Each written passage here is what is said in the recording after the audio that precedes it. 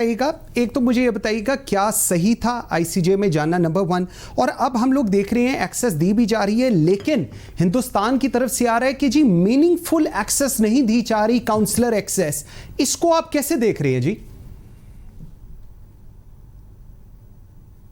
میں مختلف قسم کی رائے پائی جاتی ہے. ایک اسکول آف تھاٹ ہے جو یہ کہتا ہے کہ پاکستان کو انٹرنیشنل کورٹ آف جسٹس میں نہیں جانا چاہیے تھا، اور دوسرا اسکول آف تھاٹ جو ہے وہ کہتا ہے کہ ہمیں جانا چاہیے تھا. میرا اس کے بارے میں پرسنل جو ویو ہے، کیونکہ میں ایک بین الاقوامی قانون کا ایک اسٹوڈنٹ ہوں، میرا پرسنل ویو یہ ہے کہ پاکستان نے اچھا کیا بین الاقوامی عدالت میں جا کے. کیونکہ دیکھیے منصور، جیسے کہ میرے کو پینلسٹس نے بھی یہ بات ابھی آپ کو بتائی، یہ ایک انٹر کنیکٹڈ دنیا ہے جس کے اندر ہم ایک رسپانسبل نیشن کے طور پہ اپنے آپ کو ظاہر کرنا چاہتے ہیں.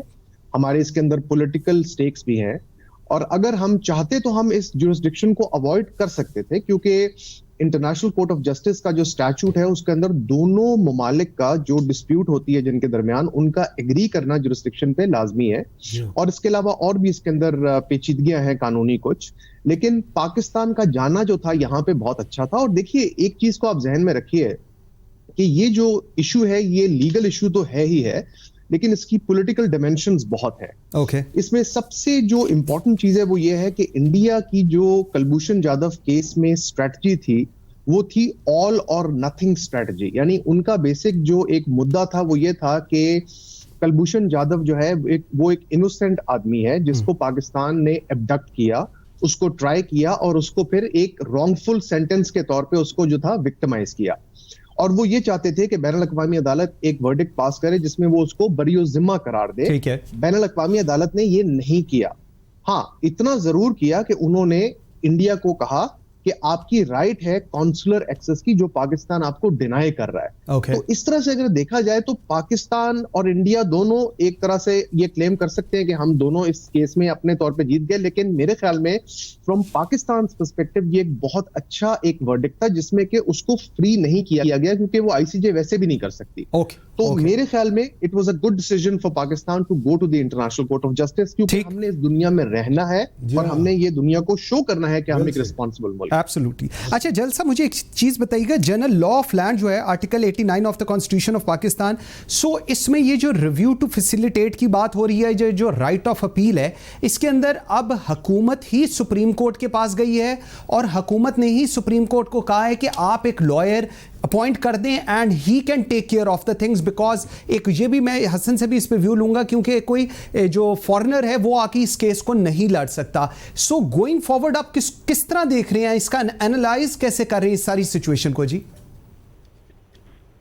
منصور، میرے خیال میں یہ سوال تو پہلے آپ کو حسن صاحب سے پوچھنا چاہیے تھا، کیونکہ یہ قانون کا اور کانسٹیٹیوشن کا سوال ہے، لیکن میں اپنی ایک کامن مین پرسپیکٹو اس پہ دے سکتا ہوں.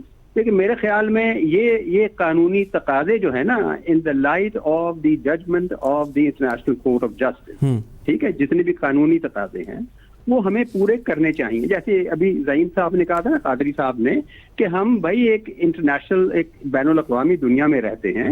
ہم کسی اکیلے جزیرے پر مرون ہو کے نہیں رہ رہے کہ وہیں ہم نے رہنا ہے اور وہیں ہم نے ختم ہو جانا ہے.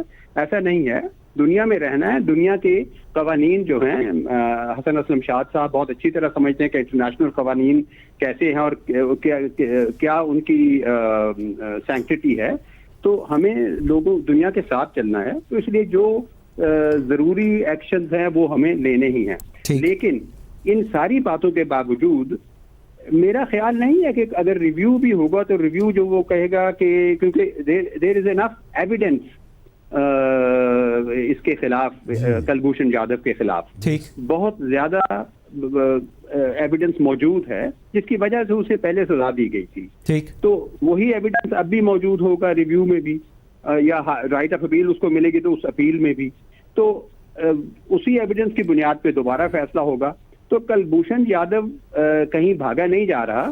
اور اگر اتنے سال دیکھیں نا، 2016 میں اس کو پکڑا گیا تھا، اور ویری انفارچونیٹ کہ اس وقت جو حکومت تھی وہ اس کا کریڈٹ تو اب لے رہی ہے کہ ہم نے پکڑا یا جو بھی کیا، لیکن بات یہ ہے کہ اس وقت جو لیڈرشپ تھی سیاسی ملک کی، وہ اس کو مناسب نہیں سمجھتے رہے. اپنے 2 سالوں کے دوران ایک دفعہ بھی اس شخص کا ذکر کرنا بھی مناسب نہیں سمجھا انہوں نے, کسی بھی نہ قومی نہ کسی بین الاقوامی فورم پہ, جو کہ ایک غلط بات تھی. لیکن بہرحال جو گزر گیا سو گزر گیا.